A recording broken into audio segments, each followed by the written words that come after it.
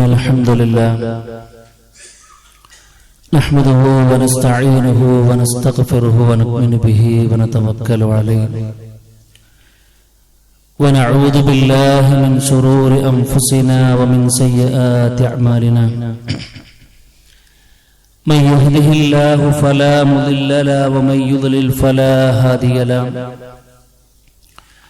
وأشهد أن لا إله إلا الله وحده لا شريك له وأشهد أن محمدا عبده ورسوله أرسله بالهدى ودين الحق ليظهره على الدين كله ولو كره المشركون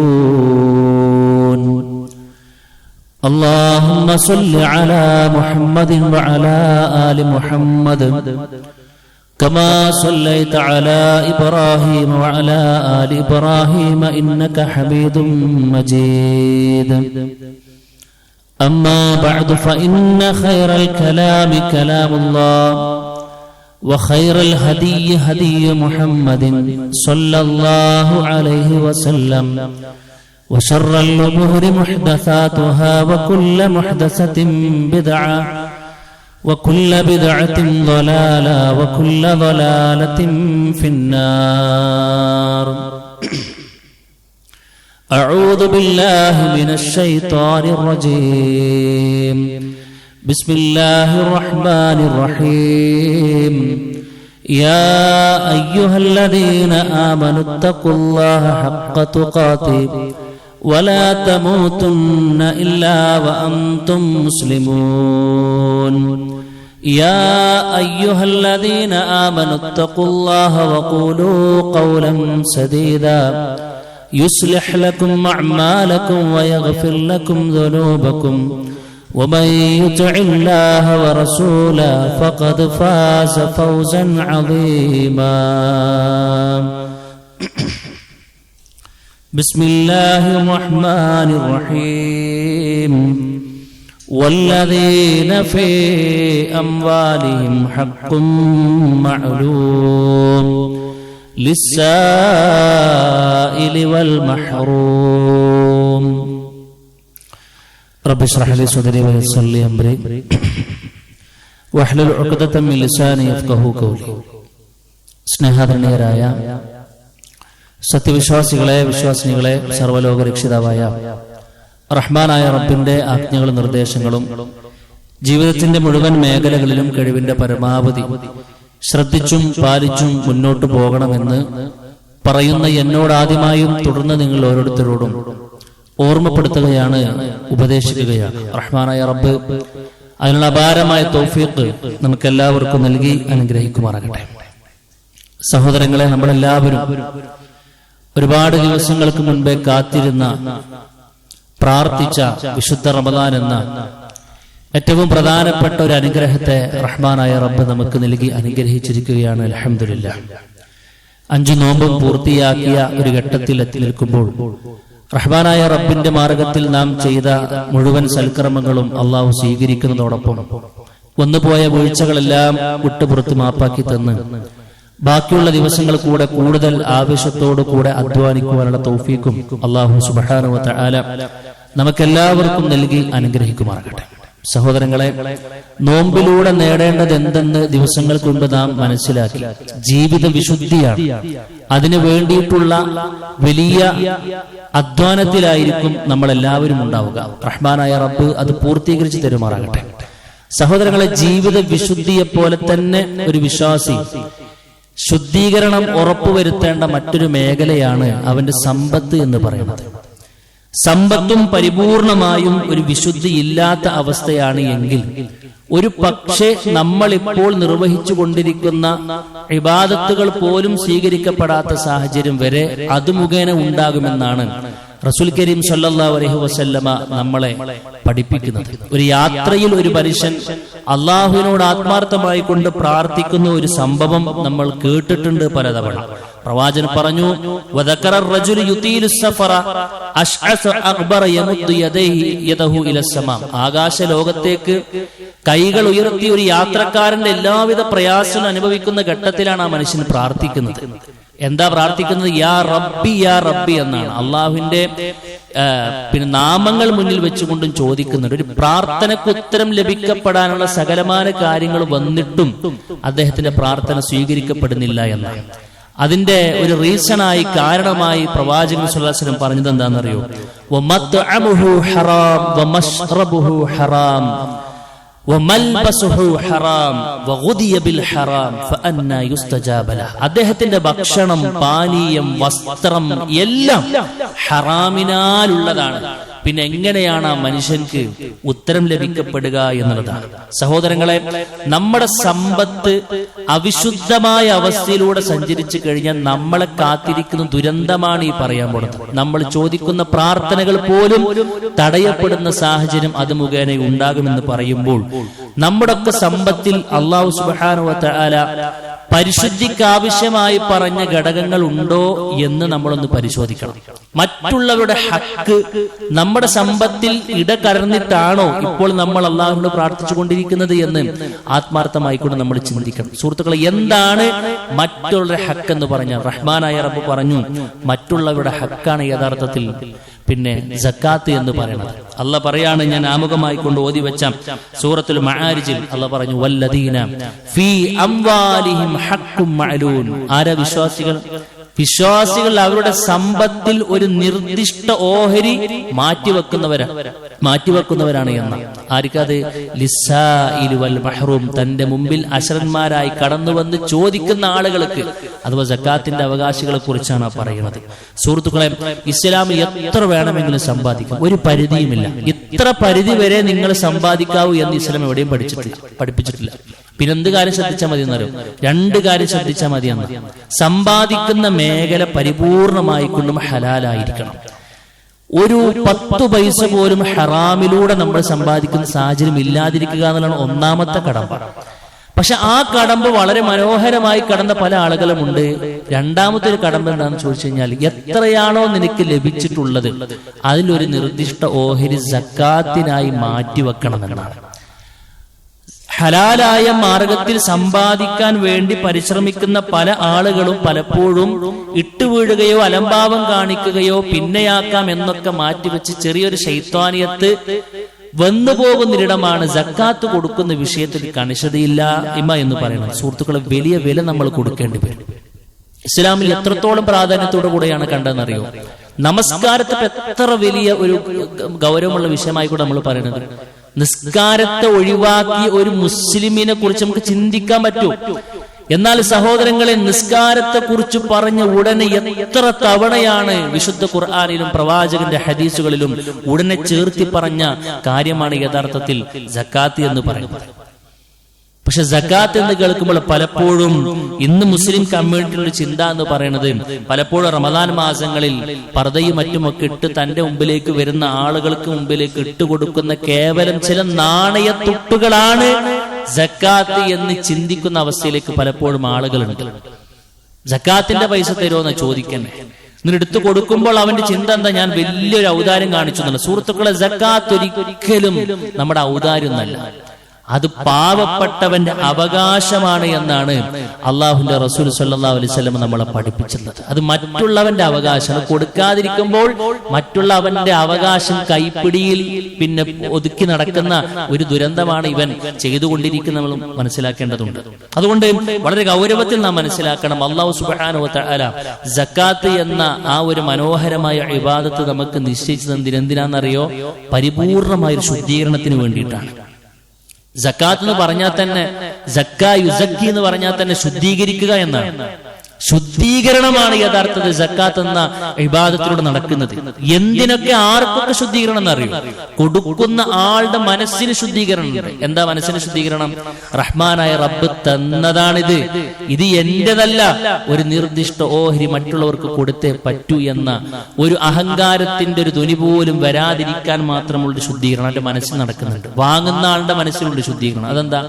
മറ്റുള്ളവർക്ക് എത്ര കിട്ടിയാലും അസൂയ വെക്കേണ്ട യാതൊരുവിധ ആവശ്യമില്ല. കാരണം അവൻക്ക് കൊടുത്തിട്ടുണ്ടോ അതിലൊരു ഓഹരി അത് എനിക്കുള്ളതാണ് എന്ന ഒരു വരുമ്പോൾ അവനെ കാണുമ്പോൾ ഒരു അസൂയയോ മറ്റുമൊന്നും ഇല്ലാതിരിക്കാൻ വേണ്ടിയിട്ടാണ് അള്ളാഹു സുബ്ഹാനഹു വ തആല സംവിധാനിച്ചതെന്ന്. പിന്നെന്തിനാ ശുദ്ധീകരണം? പിന്നെ അവന്റെ ധനത്തിനാണ് ശുദ്ധീകരണം. അഥവാ 1,00,000 ഉണ്ടെങ്കിൽ അല്ലെങ്കിൽ എത്രയാണോ സക്കാത്തിന് മുതലായിക്കൊണ്ട് നിസാബ് എത്തിയിട്ടുള്ളത് അതിൽ നിന്ന് 2.5% കൊടുക്കുമ്പോൾ ആ സ്വത്ത് പരിശുദ്ധമായിക്കൊണ്ട് മാറുന്നു. ഇല്ലെങ്കിലോ അത് ഹറാമിന്റെ മുതലായിക്കൊണ്ട് മാറുന്നു. അപ്പൊ സക്കാത്ത് കൊടുത്താലേ അവൻക്ക് കിട്ടിയ ആ സ്വത്ത് അത് ശുദ്ധിയുള്ള പരിശുദ്ധമായ ഹലാലായ മുതലായിക്കൊണ്ട് അവൻക്ക് മാറുകയുള്ളൂ എന്നാണ് റഹ്മാനായ റബ്ബ് പറഞ്ഞത്. അതുകൊണ്ടാണ് അല്ലാഹു സുബ്ഹാനഹു വ തആല പറഞ്ഞത് ഖുദ് മിൻ അംവാലിഹിം സദഖതൻ തുതഹിറുഹും വതുസക്കീഹിം ബിഹാ. അവരൊന്ന് പരിശുദ്ധപ്പെടുത്തുന്ന, അവർക്കൊരു ശുദ്ധീകരണം എന്നുള്ള നിലക്ക് അവരുടെ ധനത്തിൽ നിന്നും ഒരു നിർദ്ദിഷ്ട ഓഹരി നീ സ്വീകരിക്കണമെന്ന് അല്ലാഹു സുബ്ഹാനഹു വ തആല പറയുന്നതിനുള്ള കാരണം, സുഹൃത്തുക്കളെ, അത് കൊടുക്കാനുള്ള അവസ്ഥയുണ്ടായിട്ടും അത് പിടിച്ചു വെക്കുന്ന ഒരാൾക്ക് റഹ്മാനായ റബ്ബ് ദുനിയാവിലും നാളെ പരലോകത്തിലും കൊടുക്കുന്ന ശിക്ഷയെ കുറിച്ച് മാത്രം കേട്ടാൽ മതി. ഇപ്പോൾ നമ്മൾ ഇത് കൊടുക്കുന്നുള്ളതാണ്. ദുനിയാവിൽ കിട്ടുന്ന ശിക്ഷയെ കുറിച്ച് അള്ളാഹുവിന്റെ റസൂൽ സ്വല്ലല്ലാഹു അലൈഹി വസല്ലം പഠിപ്പിച്ചു. മഴ കിട്ടേണ്ട സാഹചര്യമായി കൊണ്ടും സക്കാത്തിന്റെ മുതൽ കൊടുക്കാനുള്ള ആളുകൾ എമ്പാടും ഉണ്ടായിട്ടും അവർക്ക് കൊടുക്കുന്നില്ല എങ്കിൽ പൊതുവേ ഒരു ശിക്ഷ റഹ്മാനായ റബ്ബ് കൊടുക്കുമെന്നല്ല.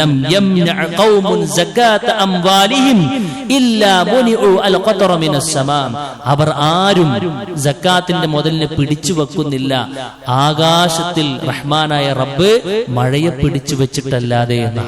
അപ്പൊ ഇതെത്രത്തോളം പിടിച്ചു വെക്കുന്നുണ്ടോ അതിനനുസരിച്ച് നമ്മുടെ ജീവിതത്തിന്റെ ഏറ്റവും പ്രധാനപ്പെട്ട മഴയെ റഹ്മാനായ റബ്ബ് പിടിച്ചു വെക്കുമെന്നാണ് നമുക്ക് കാണാൻ കഴിയുന്നത്. മാത്രമല്ല, ബാക്കിയുള്ള സമ്പത്തിലെ ബർക്കത്ത് മുഴുവനും ഈ ഒരു ചെറിയ 2.5% എത്രയാണ് കൊടുക്കാനുള്ളത് അത് കൊടുക്കാതിരുന്നു കഴിഞ്ഞാൽ ഹലാലായ മാർഗത്തിൽ നേടിയത് പോലും ഹറാമായി കൊണ്ട് മാറുന്നൊരു സാഹചര്യം ഉണ്ടാകും.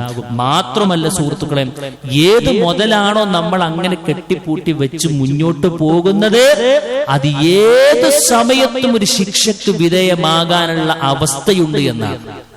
നമുക്കറിയാം തോട്ടക്കാരന്റെ കഥ സൂറത്തുൽ ഖലമിൽ പറയുന്നു,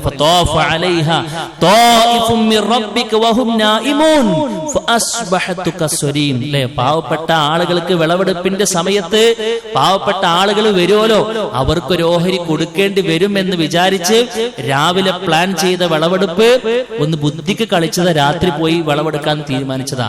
അവരവിടെ എത്തിയപ്പോഴേക്കും ഈ പ്ലാൻ ഇവരുടെ കുതന്ത്രം മനസ്സിലാക്കിയ റഹ്മാനായ റബ്ബിന്റെ വക ശിക്ഷയിറങ്ങി എന്ന് വിശുദ്ധ ഖുർആനിൽ ഇപ്പോഴും നമ്മൾ ഓതിക്കൊണ്ടിരിക്കുന്നുവെങ്കിൽ സുഹൃത്തുക്കളെ, ചെറിയൊരു ഷോർട്ട് സർക്യൂട്ട് മതിയാകും എല്ലാം നമ്മുടെ കയ്യിൽ നിന്ന് പോകാൻ.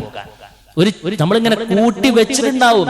പക്ഷെ റഹ്മാനായ റബ്ബിൻ നമ്മളെക്കാൾ വലിയ കുതന്ത്രജ്ഞനായതുകൊണ്ട് തന്നെ ചെറിയൊരു ഷോർട്ട് സർക്യൂട്ട് മതിയാകും എല്ലാം ഒരു ഭാഗത്ത് ആയുഷ്കാലം കൊണ്ട് നേടിയെടുത്തത് മുഴുവനും തകരാൻ വ്യത്യസ്തങ്ങളായ ചെറിയ ചെറിയ കാരണങ്ങൾ മതി എന്ന് നമ്മൾ മനസ്സിലാക്കുമ്പോൾ ഏത് വിധേനയാണ് നമ്മളെ ശിക്ഷ വരിക എന്നൊന്നും നമുക്ക് പറയാൻ കഴിയില്ല എന്ന. മാത്രമല്ല സുഹൃത്തുക്കളെ, ഇഹലോകത്ത് മാത്രം നമുക്ക് ജീവിച്ചാൽ മതിയോ? എന്നാലും നമ്മൾ മരിക്കൂലേ? പരലോകത്തേക്ക് നമ്മൾ എത്തൂലേ? നമ്മളെ കാത്തിരിക്കുന്ന ശിക്ഷ എത്രയാണെന്നറിയോ? സക്കാത്തിന്റെ മുതലുണ്ടായിട്ടും കൊടുക്കാതെ, അതിനെക്കുറിച്ച് പഠിക്കാതെ, മനസ്സിലാക്കാതെ, ഗൗരവത്തിലില്ലാതെ ഇങ്ങനെ മുന്നോട്ട് പോകുന്ന ആളെ 6 അടി മണ്ണിൽ കാത്തിരിക്കുന്ന ശിക്ഷകളുടെ കൂമ്പാരത്തെ കുറിച്ച് റസൂൽ കരീം സ്വല്ലല്ലാഹു അലൈഹി വസല്ലം പറയാ, സുഹൃത്തേ, നമ്മൾ നേടിവെച്ച മുഴുവൻ ധനങ്ങളും ഒരു വിഷസർപ്പമാക്കി റഹ്മാനായ റബ്ബ് അതിനെ മാറ്റുമെന്നും, ശുജാഅൻ അഖ്റഹ്, നല്ല മുന്തിയ വിഷമുള്ള ഒരു പാമ്പ്, ഒരു വലിയ ഒരു വിഷം സർപ്പമാക്കി അതിനെ മാറ്റുമെന്നാണ്. ലഹു സബീബത്താനി, അതിന് 2 തേറ്റകൾ ഉണ്ടാകുമെന്നാണ്. 2 കൂർത്ത പല്ലുകളുള്ള ഒരു വിഷസർപ്പം ആ മനുഷ്യനെങ്ങനെ കൊത്തിക്കൊണ്ടേയിരിക്കുമെന്നാണ്. കൊത്തുമ്പോഴൊക്കെയും അവർ പറയും, അന മാലുക വ അന കൻസുക, നീ ചെലവഴിക്കാതെ സക്കാത്തിന്റെ മുതൽ വാരിക്കൂട്ടിങ്ങനെ വെച്ചില്ലേ, നീ നിനക്ക് വേണ്ടി നേടിവെച്ച നിധി കൂമ്പാരമാണ് ഞാൻ, ഇത് നീ ആസ്വദിച്ചോ എന്ന. എന്നിട്ട് പ്രവാചകൻ സ്വല്ലല്ലാഹു അലൈഹി വസല്ലമ ഈ സംഭവം ഇങ്ങനെ പറഞ്ഞിട്ട് ഓതി വെച്ച ഒരായത്ത് എന്താണെന്നറിയോ? സൂറത്തു ആലി ഇംറാനിലെ 180-ാമത്തെ ആയത്ത് പ്രവാചകൻ സ്വല്ലല്ലാഹു അലൈഹി വസല്ലം നമ്മളെ പഠിപ്പിച്ചു. ഏതാ? വലാ യഹ്സബന്നല്ലദീന യബ്ഖലൂന ബിമാ ആതാഹുമുല്ലാഹു മിൻ ഫദ്ലിഹി ഹുവ ഖൈറൻ ലഹും ബൽ ഹുവ ശർറുൻ ലഹും. അല്ലാഹു സുബ്ഹാനഹു വ തആല പറയാ എന്താ? ഒരിക്കലും അള്ളാഹു നൽകിയ ധനം ഇങ്ങനെ ചെലവാക്കേണ്ട രൂപത്തിൽ ചെലവാക്കാതെ പിടിച്ചു വെക്കുന്ന ആൾ ഒരിക്കലും കരുതേണ്ട അത് അവർക്ക് പ്രോഫിറ്റ് ആണ് എന്ന്, അതവർക്ക് ലാഭക്കച്ചവടമാണെന്ന്. ഇന്ന് ഇക്കൊല്ലം സക്കാത്ത് കൊടുക്കാത്തതിന്റെ പേരിൽ ഒരു 20,000 റുപ്യ നമുക്ക് പിന്നെ ഇങ്ങോട്ട് പോന്ന് കിട്ടി എന്നാരെങ്കിലും ധരിക്കേണ്ടതില്ല എന്നാണ്. ഇന്ന് സക്കാത്ത് ഈ വർഷം സക്കാത്തിൽ നിന്നും എങ്ങനെയൊക്കെ രക്ഷപ്പെട്ടത് കാരണത്താൽ 1,00,000 റുപ്യ എനിക്ക് കിട്ടി എന്നാരും കരുതേണ്ടതില്ല. അതവർക്ക് ഖൈറല്ല. റഹ്മാനായ റബ്ബ പറയണത് ബൽ ഹുവ ശർറുൻ ലഹും, അതവർക്ക് ഷർറാണ് എന്നാണ്. കാരണം സയതവഖൂന മാ ബഖിലു ബിഹി യൗമൽ ഖിയാമ, ഈ സമ്പത്ത് മുഴുവനും നാളെ ചൂടാക്കി അവന്റെ ദേഹത്ത് തന്നെ കൊണ്ടുപോയി വെക്കുന്ന സാഹചര്യം ഉണ്ടാകുമെന്നാണ് റഹ്മാനായ റബ്ബ് നമ്മളെ പഠിപ്പിക്കുന്നതെങ്കിൽ മുൻഗാമികളുടെ ഈ വിഷയത്തിലുള്ള കണിശത സുഹൃത്തുക്കളെ നമ്മൾ വളരെ ഗൗരവത്തിൽ ആലോചിക്കേണ്ടതുണ്ട്. മഹാനായ മുആദ് ഇബ്നു ജബൽ റളിയല്ലാഹു അൻഹുവിനെ റസൂൽ കരീം സല്ലല്ലാഹു അലൈഹി വസല്ലം യമനിലേക്ക് പറഞ്ഞയക്കുമ്പോൾ ഏറ്റവും പ്രധാനപ്പെട്ട വിഷയങ്ങൾ പഠിപ്പിച്ചു കൊടുക്കുകയാണ്. എന്ത്? നീ ആദ്യം അവർ തൗഹീദിലേക്ക് ക്ഷണിക്കണം. അവർ ആ തൗഹീദ് ഉൾക്കൊണ്ട് കഴിഞ്ഞാൽ നീ അവരെ നമസ്കാരത്തെ കുറിച്ച് കൽപ്പിക്കണം. എന്നിട്ട് പ്രവാചകൻ സ്വല്ലല്ലാഹു അലൈഹി വസല്ലം കൊടുക്കുന്ന ഉപദേശം എന്താണെന്നറിയോ? ഫഇൻഹും അതാഉ ലിദാലിക്, അവർ ആ നിസ്കാരവും പ്രാക്ടിക്കലാക്കി തുടങ്ങിയാൽ ഫഅലിംഹും, അവരെ നീ അറിയിക്കണം, അന്നല്ലാഹ ഖദ് ഇഫ്തറദ അലൈഹിം സദഖതൻ മിൻ അംവാലിഹിം തൂഖദു മിൻ അഗ്നിയാഇഹിം വതുറദു ഇലാ ഫുഖറാഇഹിം. അഥവാ അവരുടെ കൂട്ടത്തിലെ ധനികരായ ആളുകളിൽ നിന്നും പണം സ്വീകരിക്കുകയും അവരിലെ പാവപ്പെട്ട ആളുകളിലേക്കും കൊടുക്കാൻ, തിരിച്ചു കൊടുക്കാനുള്ള ഒരു നിർബന്ധ ദാനമായ സക്കാത്തിനെ കുറിച്ച് അവരെ നിങ്ങൾ പഠിപ്പിച്ചു കൊടുക്കണമെന്നാണ്. അതുകൊണ്ടാണ് മഹാനായ അബൂബക്കർ റളിയല്ലാഹു അൻഹു യുദ്ധം പ്രഖ്യാപിച്ചു. ആരോട്? വല്ലാഹി ലൗ മനഊനി അനാഖൻ കാനൂ യഉദ്ദൂനഹാ ഇലാ റസൂലില്ലാഹി സ്വല്ലല്ലാഹു അലൈഹി വസല്ലം. പ്രവാചകൻ അദ്ദേഹം പറയാണ്, അള്ളാന്റെ റസൂലിന്റെ കാലഘട്ടത്തിൽ സക്കാത്തിന്റെ മുതലിലേക്ക് വരേണ്ട ഒരു ചെറിയ പിന്നെ മൂക്ക് കയറാണ് എന്നിൽ നിന്നും ആരും തടയുന്നതെങ്കിൽ അതിന്റെ വിഷയത്തിൽ ഞാൻ അവനോട് യുദ്ധം ചെയ്യുന്നുമെന്നൊക്കെ മുൻകാലത്തുള്ള നമ്മുടെ മഹാരഥന്മാരായ സ്വഹാബാക്കൾ, സുഹൃത്തുക്കളെ, കണിശമായ നിലപാട് സ്വീകരിച്ച ഒരു വിഷയമാണ് ഇതെന്ന് പറയുമ്പോൾ ആത്മാർത്ഥമായി കൊണ്ട് ചിന്തിക്കണം. എന്തിനൊക്കെ നമ്മൾ സക്കാത്ത് കൊടുക്കണം, എന്തിനൊക്കെ നമ്മൾ സക്കാത്ത് കൊടുക്കണം? ഒന്ന്, നമ്മുടെ കൈകളിലുള്ള നാണയത്തിനും കറൻസിക്കുമാണ്. പല ഇനത്തിൽ നമ്മുടെ കൈകളിലേക്ക് പിന്നെ ക്യാഷ് വരാറുണ്ട്.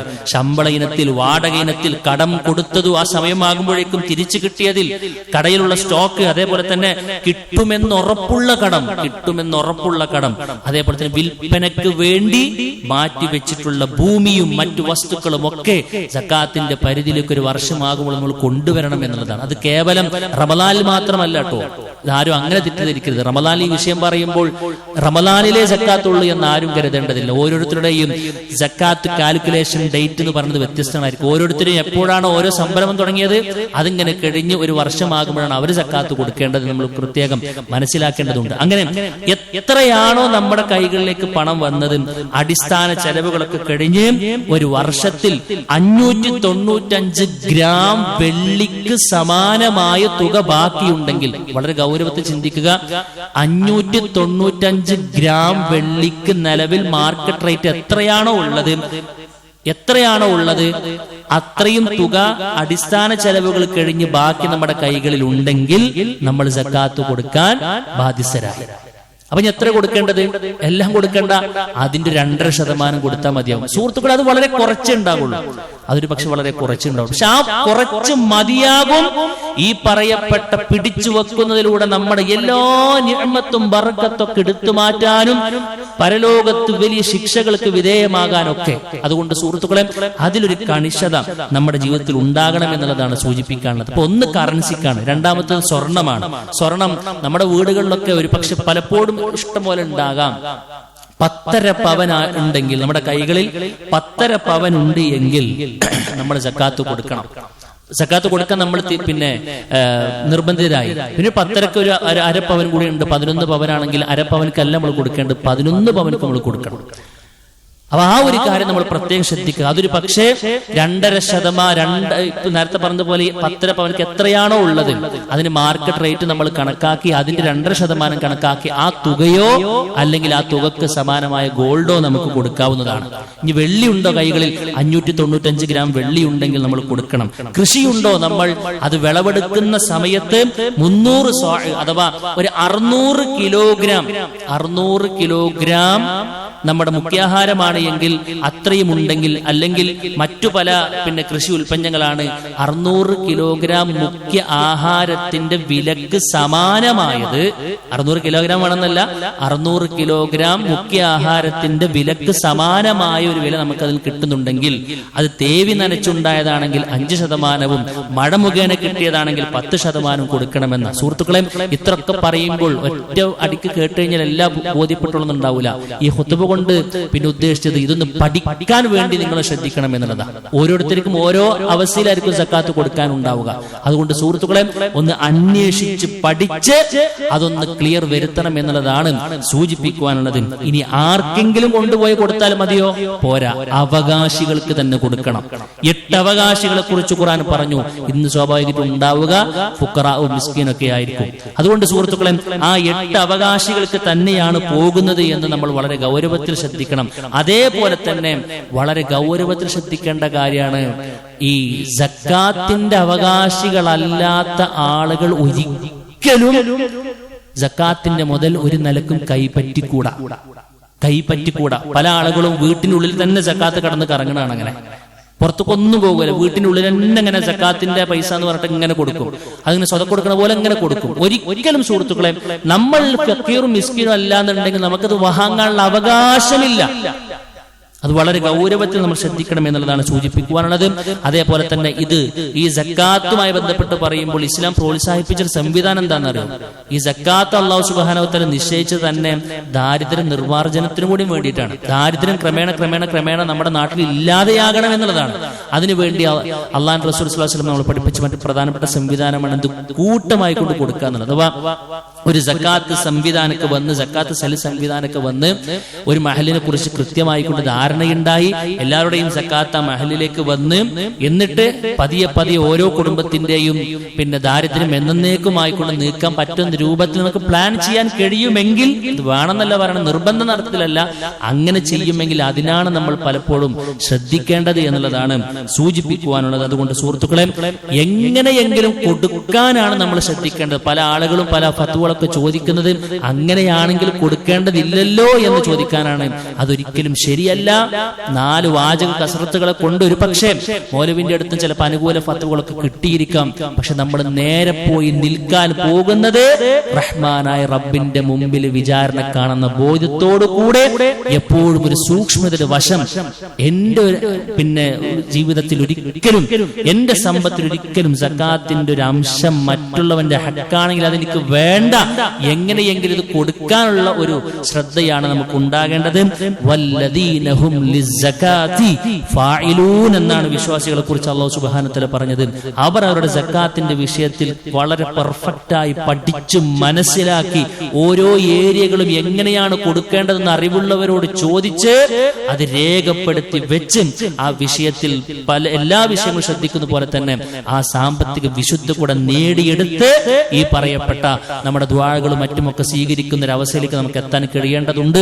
അതുകൊണ്ട് വളരെ ഗൗരവത്തിൽ ശ്രദ്ധിക്കേണ്ട ഒരു കാര്യമാണ് സക്കാത്ത് എന്നുള്ളതാണ് സൂചിപ്പിക്കുവാനുള്ള. അല്ലാഹു സുബ്ഹാനഹു വ തആല ആ വിഷയത്തിൽ കൂടെ ഏറ്റവും നന്നായി ശ്രദ്ധിച്ച് ഒരു ബാധ്യതയും വരുത്താതെ ഏറ്റവും നല്ല രൂപത്തിൽ അല്ലാഹുവിലേക്ക് മടങ്ങാനുള്ള തൗഫീഖ് റഹ്മാനായ റബ്ബ് നമുക്ക് എല്ലാവർക്കും നൽകി അനുഗ്രഹിക്കുമാറാകട്ടെ. അഖൂലു ഖൗലി ഹാദാ അസ്തഗ്ഫിറുല്ലാഹ ലീ വലക്കും വലിജമീഇൽ മുസ്ലിമീന വസ്തഗ്ഫിറു മിൻ കുല്ലി ദംബ് ഇന്നഹു ഹുവൽ ഗഫൂറുർ റഹീം.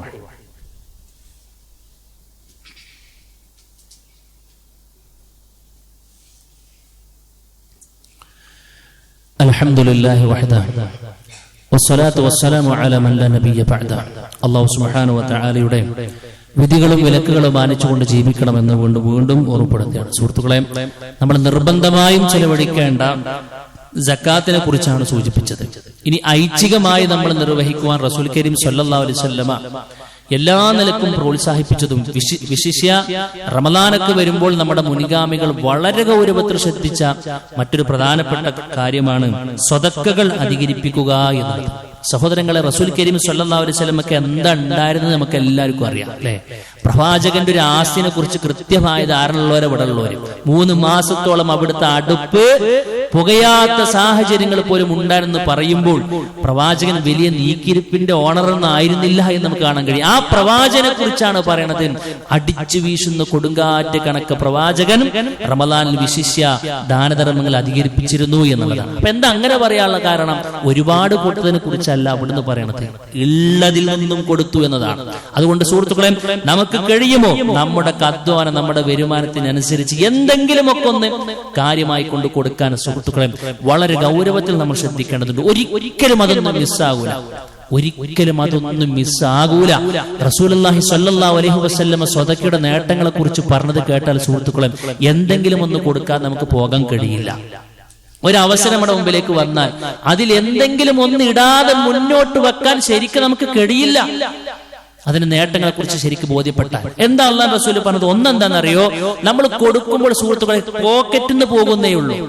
പോക്കറ്റ് എന്ന സംഗതി കറൻസി അങ്ങോട്ട് പുറത്ത് ചാടി എന്നേ ഉള്ളൂ. പക്ഷെ മൂലധനത്തെ ഒരിക്കലും സ്വതക്ക കുറക്കൂല. എന്താരാ പറയണത്? വഹീന്റെ അടിസ്ഥാനത്തിൽ അള്ളാഹു റസൂൽ പറയല്ല, അള്ളാഹു റസൂൽ കൂട്ടരെ എങ്ങനെ സ്വതക്ക കൊടുത്തോണ്ട് നിങ്ങളുടെ മൂലധനം കുറയില്ല. നിങ്ങൾക്ക് കഴിയുന്നത്ര നിങ്ങൾ സ്വതക്കകൾ കൊടുത്തോ എന്ന കാരണം എന്താണെന്നറിയോ? മലക്കുകൾ ആ മനുഷ്യനിക്ക് വേണ്ടി പ്രത്യേകം പ്രാർത്ഥിക്കുമെന്ന്. അള്ളാഹിന്റെ മാർഗത്തിൽ ചെലവഴിക്കുന്ന മനുഷ്യനിക്ക് റഹ്മാനായ റബ്ബേ നീ ഉന്നതമായ പകരം കൊടുക്കണേ എന്ന്. 100 കൊടുക്കുമ്പോൾ 1000 കിട്ടാൻ വേണ്ടിയിട്ട് സുഹൃത്തുക്കളെ മലക്കുകൾ നമുക്ക് വേണ്ടി പ്രാർത്ഥിക്കുന്നുണ്ട് എന്ന. മാത്രമല്ല പ്രവാചകൻ സ്വല്ലല്ലാഹു അലൈഹി വസല്ലം പറഞ്ഞു, പാപത്തെ കെടുത്തിക്കളയുമെന്ന. നമ്മുടെ ജീവിതത്തിലേക്ക് വന്നു പോയ പാപങ്ങൾക്കുള്ള പരിഹാരം കൂടെയാണ് നാം കൊടുക്കുന്ന സ്വതക്ക. വസ്സദഖതു തുത്ഫിഉൽ ഖതീഅത കമാ യുത്ഫിഉൽ മാഉ അന്നാറ.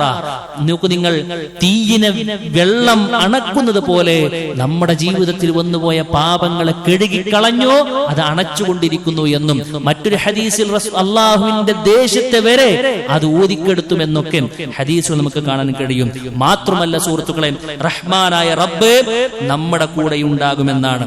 നമ്മുടെ പ്രയാസങ്ങൾ പെടുന്ന അവസരത്തിൽ അള്ളാഹു നമ്മളെ സഹായിച്ചിരിക്കുമെന്നാണ്.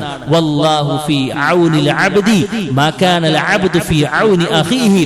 നമ്മൾ മറ്റൊരു സഹോദരനെ സഹായിക്കുന്ന കാലം അത്രയും നമുക്കൊരു പ്രയാസം വരുമ്പോൾ നമ്മുടെ സഹായിയായി അല്ലാഹു സുബ്ഹാനഹു വ തആല ഉണ്ടാകുമെന്നൊക്കെ ഈ വിഷയത്തിൽ നമ്മളെ പറഞ്ഞിട്ടുണ്ടെങ്കിൽ മഹാരഥന്മാരായ പണ്ഡിതന്മാർ പറയാ, സുഹൃത്തുക്കളെ, അല്ലാഹുവിന്റെ മാർഗത്തിൽ നമ്മൾ ഒരു സ്വതക്ക കൊടുക്കുമ്പോൾ അത് ആദ്യം ചെന്ന് വീഴുന്നത് റഹ്മാനായ റബ്ബിന്റെ കയ്യിലാണ് എന്ന് മഹാനായ ഇബ്നുൽ ഖയ്യിം പറഞ്ഞു.